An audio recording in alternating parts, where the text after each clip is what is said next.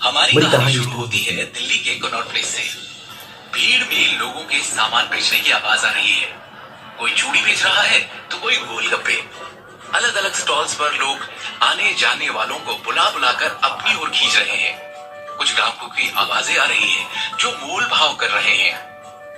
ये दिल्ली के लोगों का आम दिन है जो किसी बाहर वाले को अफरा तफरी से कम नहीं लगेगा। ऐसा ही आम दिन है 24 वर्षीय शिवम के लिए। मासूम सा दिखने वाले शिवम की आवाजें उस अफरा तफरी को चीरते हुए अलग ही सुनाई दे रही थी। जैसे एक कशिश थी उसकी आवाज में। एक फूड ट्रक जिस पर लिखा है मृणाल के छोले कुलचे, उसके सामने खड़ा शिवम आवाजें लगा रहा है और लोगों को बुला रहा है। दिल्ली के कनॉट प्लेस आए और मृणाल के छोले कुलचे न खाए तो जी क्या दिल्ली आए और क्यों ही दिल्ली आए।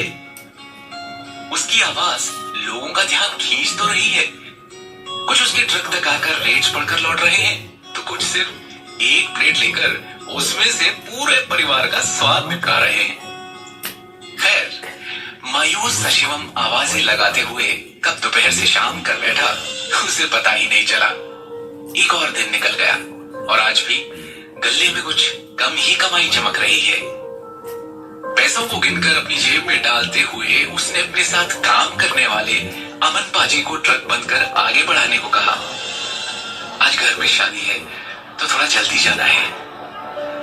पाजी ने हाँ में सर हिलाया और जब तक वो बाकी सामान पैक करने में जुट गए, शिवम फोल्डिंग कुर्सियां उठाने लगा। अपनी धुन में मगन वो कुर्सियां बटोर ही रहा है कि उसे कुछ आभास हुआ। थोड़ा सकपकाकर डरते हुए जैसे ही उसने नजर उठाकर सामने देखा तो दूर खड़े दो आदमी उसे दिखाई दिए जो उसे ही घूरे जा रहे हैं। सूट बूट से लेस वो दोनों एक टक उसे ही देखे जा रहे हैं। शिवम ने नजर घुमाकर इधर उधर देखा और वापस उन दोनों की तरफ देखा। उसके चेहरे से साफ था कि उसे समझ आ गया है आखिर मामला है क्या। पहले तो वो थोड़ा हड़बड़ाया और फिर जल्दी जल्दी में कुर्सियां ट्रक के अंदर पटक कर चाबी पाजी की तरफ फेंक कर फुर्ती में वहां से निकल गया। पहले तो तेजी से चलने लगा, लेकिन फिर जैसे ही उसने नजर घुमाकर देखा तो उसके होश उड़ गए। वो दोनों उसका पीछा कर रहे हैं। उसकी सांसें बढ़ गई और अब उसकी रफ्तार में और तेजी आने लगी। चलते हुए एक गली में मुड़ा, फिर दूसरी और तीसरी। चलते हुए उसने वापस पलट कर देखा इस उम्मीद में कि शायद वो जा चुके होंगे, लेकिन एक पत्थर उसके पैर में ऐसा फंसा कि वो डगमगा गया और मुंह के बल गिर पड़ा। बेतहाशा हालत में उसने उठने के लिए अपना हाथ जमीन पर कसा और जैसे ही उठकर खड़ा हुआ कि सामने से तेज रोशनी ने उसकी आंखें चकाचौंध कर दी। रोशनी से चुंधियाई हुई आंखों को बचाते हुए हाथ को हटाकर उसने सामने नजर मारी तो एक बड़ी सी बेंटली कार को खड़ा पाया और उसके पांव मानो जम से गए। उसके कानों के पास से बहती हुई सनसनाती हवा ने जैसे उसके रोम रोम को चौकन्ना कर दिया। जिन अतीत के पन्नों को फाड़ कर वो कब का जलाकर राख कर चुका था, वो आज फिर उसके सामने खुलकर उड़ रहे हैं। अब फिर उस कार का दरवाजा खुला जिसमें से एक आदमी निकलकर उसकी तरफ चलकर आया। जिस किस्से को पिछले 15 साल से वो रोज थोड़ा थोड़ा करके भुला रहा था, वो आज उसके सामने उसकी आंखों में आंखें डाले खड़ा मुस्कुरा रहा है। शिवम इस आदमी को पहचानता था। शिवम के सामने खड़े 58 वर्षीय आदमी के चेहरे में और हाव भाव में ज्यादा कोई बदलाव नहीं हुआ है। शिवम उसकी तरफ देखता है और मुड़कर जाने को हुआ कि वो दो आदमी भी जो उसका पीछा कर रहे थे उसके सामने खड़े हो गए। वो उन्हें मार गिराना चाहता था, लेकिन उसने अपना गुस्सा दबाया। हालांकि शिवम टेंशन में था, लेकिन उसको वो दिखाना नहीं चाहता था। शिवम उन आदमियों को अपने सामने से हटाते हुए जाकर उस कार में बैठ गया। अंदर एक अजीब सी कशमकश का माहौल था। शिवम ने उस आदमी से पूछा, आप लोगों ने मुझे ढूंढा कैसे? एक तीखी मुस्कान के साथ उस आदमी ने जवाब दिया, आपसे बेहतर कौन जानता है कि हम जिसे ढूंढना चाहे उसे पाताल लोक से भी खींच निकालें। फिर आप तो यहाँ दिल्ली में ही मिल गए। क्यों? सही कहा ना मैंने मिस्टर शिवम शाह? शिवम के चेहरे पर बेचैनी का माहौल छा गया। जैसे ही उसने तेजी में कह डाला, मेरा नाम शिवम शाह नहीं, शिवम गांधी है। हमें फर्क नहीं पड़ता, लेकिन हमें जो चाहिए वो तो आपसे ही मिलेगा। अब चाहे आप शाह रहें या गांधी बनकर घूमें। और मैं भी आपसे कह चुका हूं, अच्छे से समझा चुका हूं कि जो आपको मुझसे चाहिए वो मैं आपको नहीं दे सकता। उस आदमी के चेहरे पर मायूसी साफ झलकने लगी। उसने एक गहरी सांस ली और शांत भाव से शिवम की तरफ देखा। तो मैं ये मान लूं कि आप सच में सर यानी अपने दादाजी का इनविटेशन ठुकरा रहे हैं। भाड़ में गए आपके सर। शिवम से अब और सहन नहीं होता और वो सच का सामना करता है। जिस पल उन्होंने चुपचाप खड़े होकर मुझे और मेरी माँ को उस घर और उस परिवार से अपने बेटे के हाथों बेइज्जत होते देखा, उसी वक्त से उनके साथ मेरे सारे रिश्ते नाते खत्म हो गए थे। और ये कहते ही शिवम के सामने 15 साल पुराना अतीत चमकने लगा। उसकी माँ जमीन पर गिरी पड़ी है, उसके माथे से खून निकल रहा है और कोई उसे मार रहा है। 8 साल का शिवम इस दर्दनाक दृश्य को देख रहा है।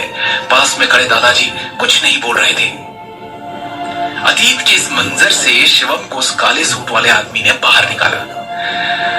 आप भी जानते हैं कि वो ऐसा नहीं करना चाहते थे। 2 साल से दादाजी की तबीयत खराब है। उन्होंने ही कहा था कि हम आपको ढूंढ कर लाएं। शिवम बहुत ही सीरियस टोन में उस आदमी से कहता है, मुझ पर इन सारी बातों का कोई असर नहीं होने वाला है। मैं उस घर में कदम नहीं रखूंगा, क्योंकि उस घर में वो इंसान रहता है जिसने मेरी माँ की बहुत बेइज्जती की थी। और यही दादाजी थे जिन्होंने अपने बेटे को रोकने की कोशिश भी नहीं की। अब उन्हें मुझसे ये चाहिए। अब प्लीज जाकर उनसे कह दो कि मुझे मेरी जिंदगी अपनी शर्तों पर शांति से जीने दें। शिवम, ये आप कैसी बात कर रहे हैं? सोच कर देखिए, आप एक शाह होकर किस परिवार से अपना नाता तोड़ना चाहते हैं? शिवम के गुस्से का बांध टूट जाता है और वो कार की खिड़की के कांच पर गुस्से में मुक्के मारना शुरू कर देता है। वो आदमी समझ नहीं पाता कि शिवम इतनी जिद क्यों दिखा रहा है। वो उसका हाथ पकड़ता है। शीशे को कुछ नहीं होगा, लेकिन आपका हाथ जरूर जख्मी हो जाएगा। दादाजी ने साफ साफ कहा है कि हम आपको उन तक एकदम सही सलामत पहुंचाएं। शिवम को मानो तो जैसे काटो तो खून नहीं। वो उस आदमी की तरफ मुड़ता है और अपने गुस्से को पीकर कहता है, देखिए, मैं आपसे आखिरी बार कह रहा हूं, 15 साल का वो दिन मैं कभी नहीं भूल सकता। और मुझे नहीं लगता कि दादाजी, मेरा मतलब है सर, भी कभी भूल पाएंगे। और अगर वो भूलना चाहेंगे भी तो मैं उन्हें भूलने नहीं दूंगा। उस दिन सर के बेटे ने मेरी माँ की बेइज्जती की थी, उनके स्वाभिमान को ठेस पहुंचाई थी, उनका भरोसा तोड़ा था, उनकी औकात 1-2 कौड़ी के इंसान से बदतर की थी। उस दिन मेरी माँ के साथ जो सलूक हुआ था उस घर में, उन्हें जैसे सर के बेटे ने धक्के मारकर बाहर निकाला था। और क्या गलती थी उनकी? यही ना कि वो कहते हुए शिवम अचानक से रुक गया। क्या हुआ था उस दिन? ऐसा क्या किया था शिवम की माँ ने जिसके कारण उन्हें शाह परिवार से उनके पति ने उन्हें धक्के मारकर बाहर निकाल दिया था? और फिर आज अचानक शिवम को लेने क्यों आए? शिवम उस दिन के ख्यालों में खोया ही था कि वो आदमी बोल पड़ा। इसका मतलब है आपको उन फटीचर नारंग के यहाँ एक गरीबी वाली और जिल्लत भरी जिंदगी जीना मंजूर है, लेकिन शाह फैमिली में लौटना मंजूर नहीं। शिवम को जैसे नारंग फैमिली के उल्लेख पर कोई फर्क ही नहीं पड़ा और वो तपाक से बोल पड़ा, शाह परिवार को सिर्फ पैसा, दौलत और शोहरत से मतलब है। क्या तुम्हारे भी भेजे में ये नहीं घुस रहा कि ये बात पैसे और रुतबे की नहीं, इज्जत और स्वाभिमान की है? जिस घर में वो इंसान रहता हो जिसने मेरी माँ की इज्जत नहीं की, मैं उस घर में कदम नहीं रखूंगा। जाकर बोल दो अपने सर से। गुस्से में उसने दरवाजा पीटना शुरू कर दिया और कहा, दरवाजा खुलवाइए और मुझे जाने दीजिए। ये कहते हुए शिवम मुड़ता है और कार के दरवाजे को एक जोर का धक्का देता है, जिससे दरवाजा एकदम से खुल जाता है और वो हड़बड़ाता हुआ बाहर की तरफ जमीन पर जा गिरता है। गाड़ी रफ्तार में चल रही थी।